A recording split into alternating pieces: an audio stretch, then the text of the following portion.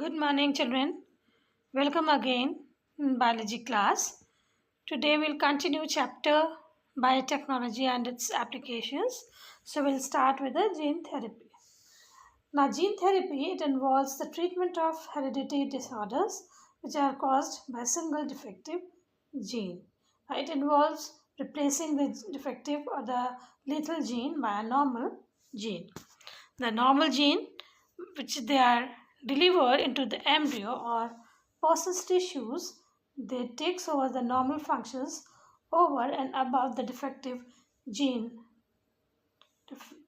Now, gene therapy there are of two types: germline therapy, somatic gene therapy.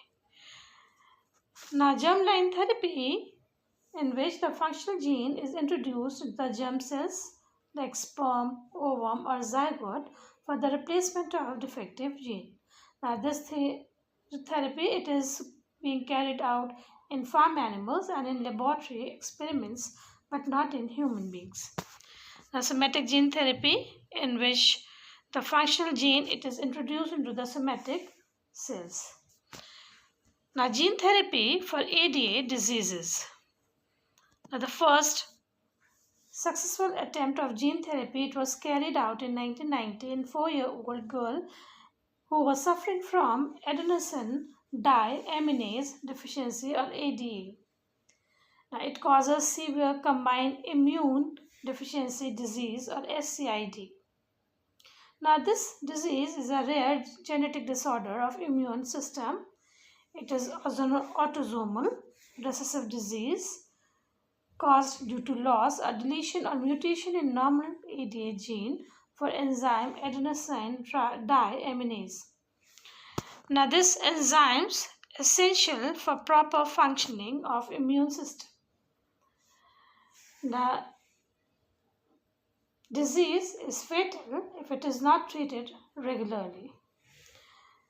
Now, the treatment of ADA deficiency it can be carried out by transplantation of bone marrow with normal ADA gene, enzyme replacement therapy by injecting functional ADA enzyme, and gene therapy by introducing functional ADA gene into the lymphocytes.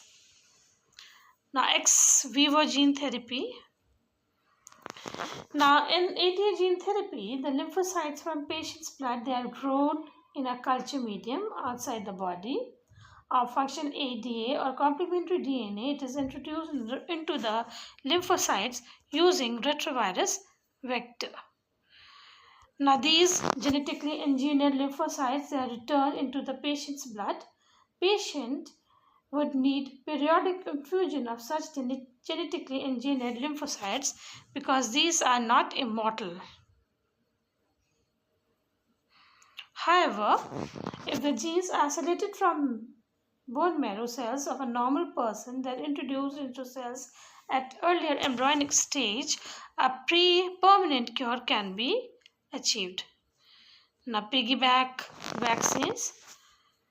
Now, some genetically engineered harmless viruses they can be prepared to produce subunit vaccines against viral diseases as hepatitis B, herpes, rabies, foot and mouth disease of a cattle, cholera, and malaria. Now, genome of cowpox virus or vaccinia, which was used by Jenner 200 years ago in vaccination against smallpox, it is used to a vector to carry genes for herpes or hepatitis viral coat into cultured mammalian cells. Molecular diagnosis. Now, molecular diagnosis helps in early detection of a disease or predisposition for a disease. The polymerase chain reaction and enzyme linked immunosorbent assay or ELISA are the techniques for early diagnosis. Hybridoma and monoclonal antibodies generated by recombinant DNA technology they are used for the same. Now, polymerase chain reaction. Now, this is a process of gene amplification or DNA amplification for obtaining numerous copies of our DNA molecule in a very short time. Now, it can be used to detect traces of DNA, and it is applied to detect the presence of bacteria or virus in the initial stages of infection, when even the symptoms of the disease have not yet appeared in the patient. Now, this PCR it is used to detect HIV in suspected AIDS cases and mutations in genes which are suspected in cancer patients.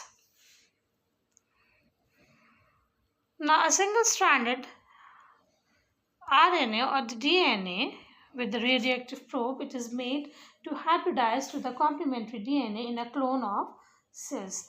Now, the hybridized molecules are then detected by autoradiography.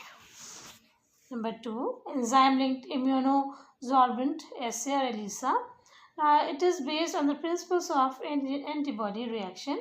An infection by a pathogen that can be detected by the presence of antigens or proteins or glycoproteins or by detecting the antibodies synthesized against the pathogen. Hybridoma or monoclonal antibodies or MAB. Now, these are only one type or homogeneous immunoglobulins or immunological reagents of defined specificity. They are used for the diagnosis and screening of cancer. Monoclonal antibodies, they are being synthesized by popular hybridoma technology using antibody which are produced by producing lymphocytes and myeloma cells. Now, stem cell technology. Now, stem cell technology, it is a multidisciplinary branch that combines the contribution of cell biologists, genetics, embryologists, and clinicians for the clinical applications of manipulated stem cells. Now, it is a tool for drug discovery, drug development, and a therapeutic measure for cancerous and non-cancerous diseases. Now, these cells they are undifferentiated, unspecialized, totipotent cells that can be divided indefinitely for self-renewal, and they have the potential to differentiate into different types of specialized cells. Now, the features or the characteristics of stem cells.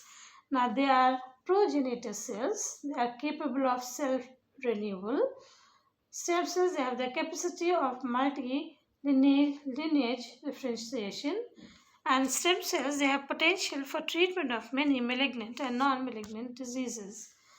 Now, gene transfer into hematopoietic stem cells they can help the treatment of many genetic acquired diseases.